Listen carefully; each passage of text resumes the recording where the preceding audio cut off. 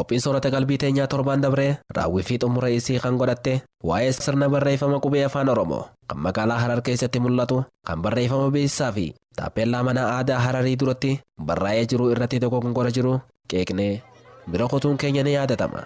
Haa ta'u garuu imala keenya kan torbee dhufu daanduma kana qabanneeti hanga daandiin imala keenya nu fayyametti waan daandicha agarree hunda isiniif gabaasna jenneeti beellamaan addaan ba'uun keenyaas ni yaadatama. Garuu haala yeroo wajjin deemuun dirqama qaama sagantaa soorata qalbiiti. Kanaaf sababa dhufiinsa soomana baranaa ilaalchisee haalli bittaa fi gurgurtaan magaalaa maal fakkaata waan jiru isin daawwachiisuufi.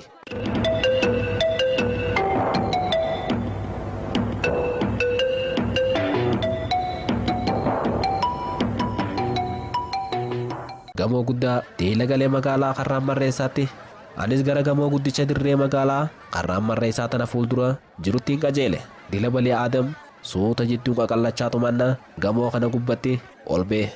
Gamoon jalaa fi gubbaa isaatiinuu tarreen hundinuu kireeffameeti namuutu hojii dhuunfaa mataa isaanii itti hojjechaati jiran. Hojii akkam yoo jettan namuu tan danda'uu fi tan taayitaa fi tabaroo qabutti itti banataniiti ulaallee daldala biizinasii dhuunfaa mataa isaanii kana itti nooyifachaa jiran kana hundarrattu waan afaan baasee lallabu fakkaata. Ol ba'een isiniin ja'a gara gamoo lammaffaarra dhaqe.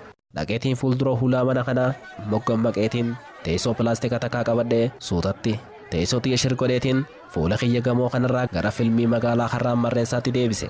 Amma asirraa hin daawwitiyya agartuu keessa galche. Shororkaan waan biraati. Arra magaalaan addanatti taate. Sosocho'insi magaalatti hundi arra ni hoo'iti. Kan takkaa magaalatti hin dhufinis arra dhufee jira. Bitaa fi gurgurtaan fiif tahaati jirti. Kan magaalaa kan baadiyyaa kan fagoo halaalaa kan dhihoo xiqqaa fi guddaan arra guutaniiti jiran. Bitaa fi gurgurtaarraa ifoota deebi'anii hin jiran itti fufaati jiran. Haalli magaalatti ajaa'iba natti taanaaninna miilaan gabbu'e. Haala jiru kana moggaa dhaabbadheetinna suutatti arra magaalaan akkamiin gaafii kiyya ture.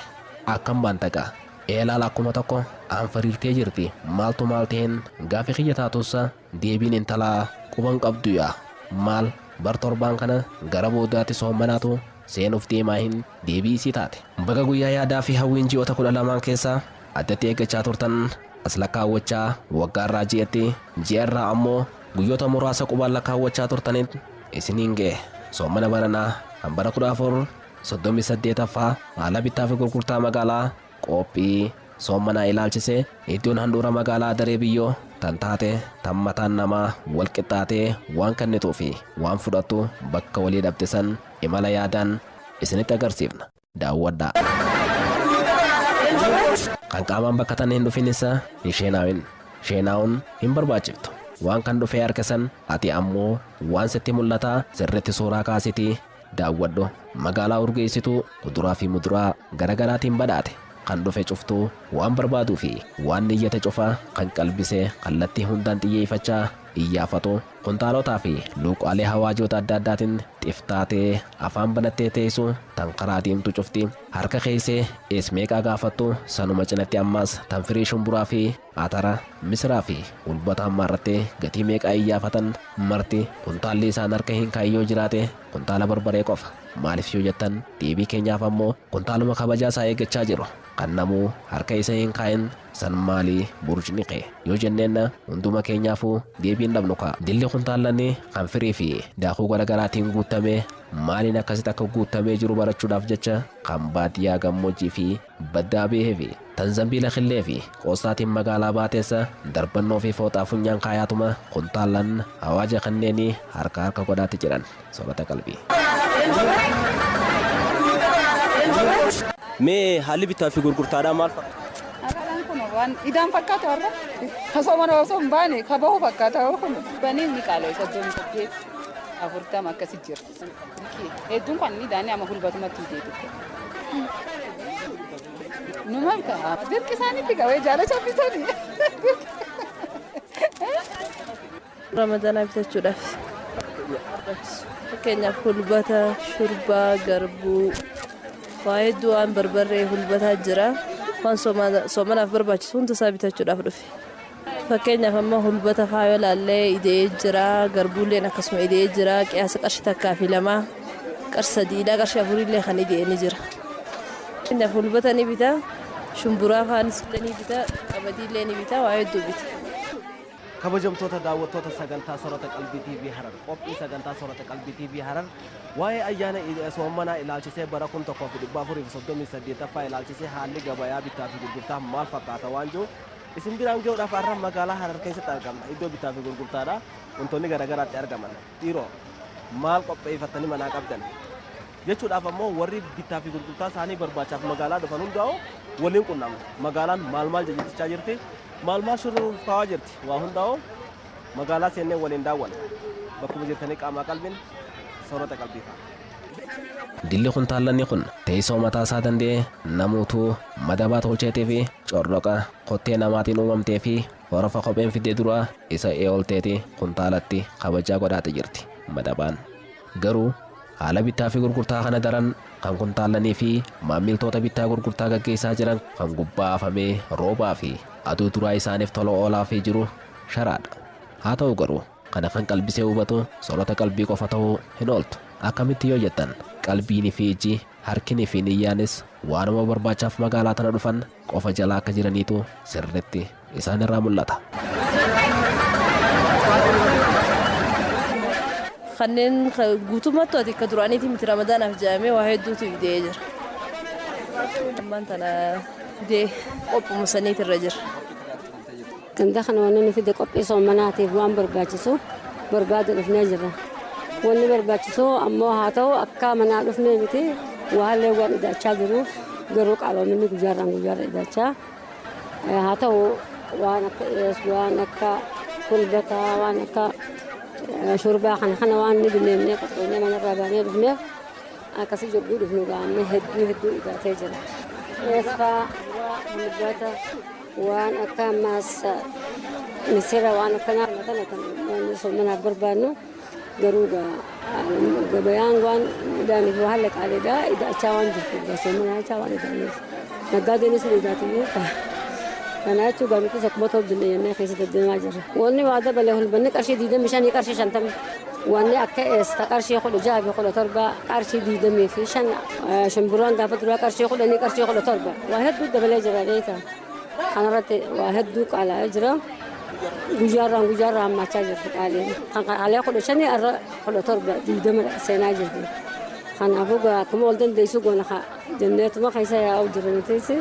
Kanaafuu qaawwamtichinis kaayoo qabaate malee qabaanne rakkinaa beektaa oguu kanatti haallaan dabalatu barbariin qarshii 55 duraan irra qarshii 100 jirti. Kanaafuu haalleetu dabalatee jira soomanaaf akka mootummaanis deddeemee keessa to'atee akka uummatarraa akka gatii akka malee uummata gooneef dadhoor kan jenneetu illee gara keessa dabarsinaa. Garuu ani akka miseensa tokkotti magaalaa jirsa gorantiin ture qorachaatiin ture dukkaanii beektaa. Dukkaanarra waan ramadaanaa idatanii fi waan jogguu ifaan dhaame gaasee idatanii fi kanallee hedduudhaan qorachaa ture waan naggaadeenis kanneen fi naggaadee jogguu idaatus iddoo sunniin dhorkaa beektaa.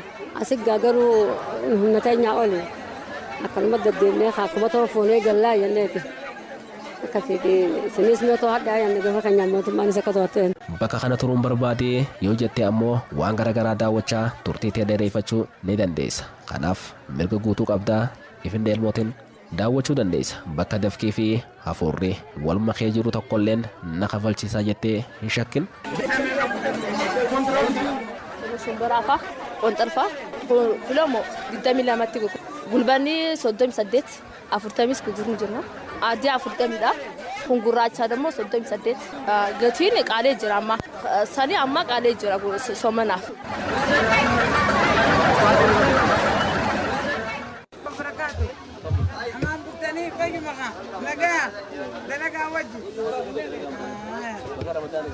Baga walumaanuu nuun gaya kaa.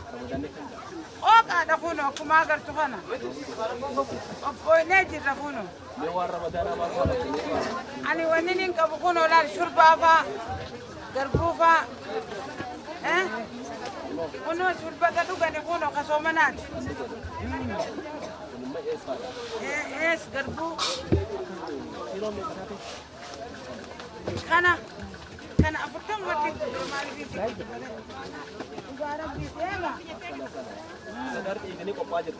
akka gaariitti baawaa jirta Maal dhaamtamne hordoftoota musliimaa warra ramadaana kanaaf waa jirani.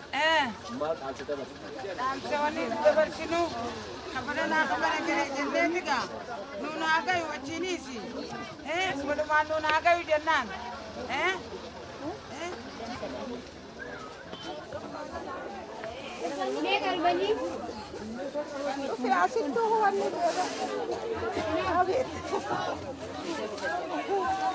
Kesidan. Mee akkuma qophiin ayyaanaa? Bareeddudha alhamdulillah. Hayyee.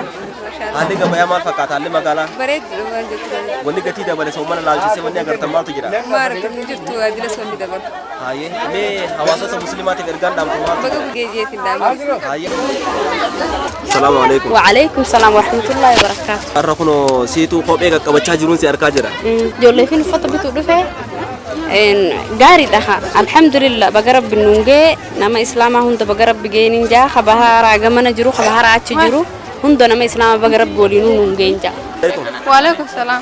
بقرب بالنونجة. Mee haalli magaalattii maal fakkaata? Waa bitachuu dhuftee? أيوة بتشوفين Mee دفع. maal bitachuu faadaa dhuftee? بقى هو شوكا. Hayyee. لبتو mana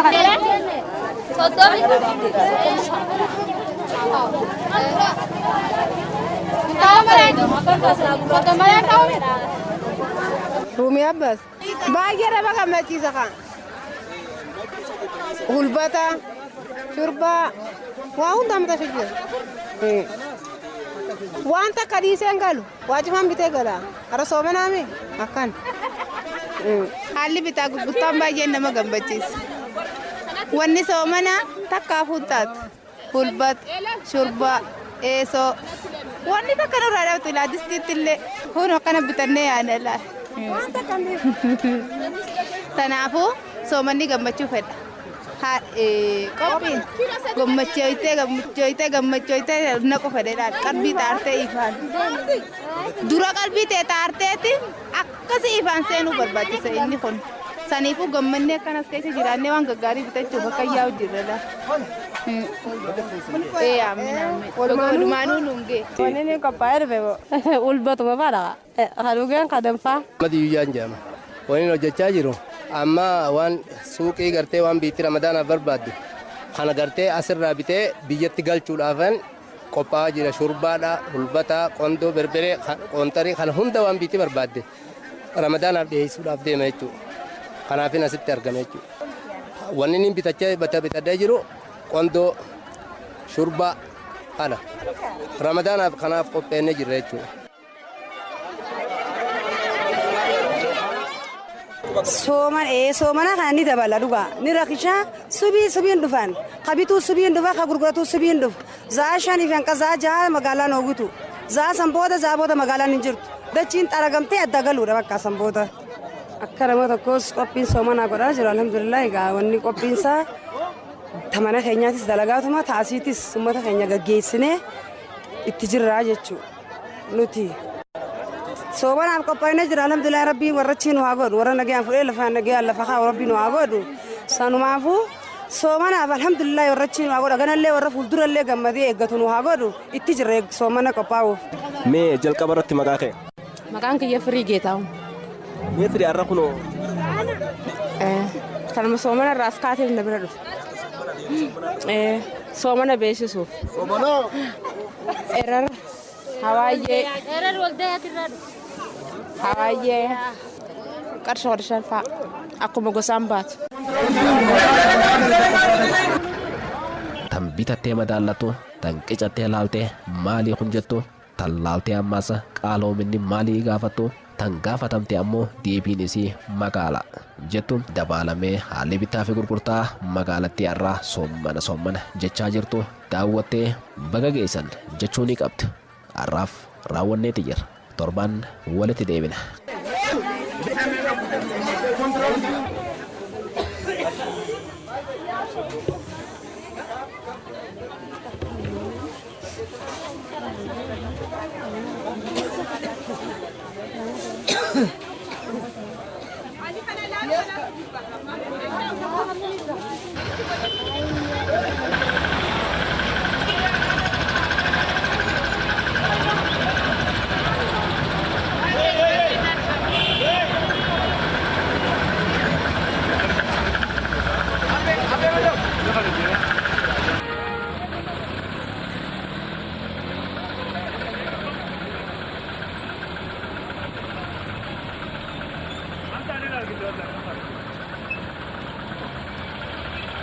رمضان يا حبيب رمضان رمضان ليتك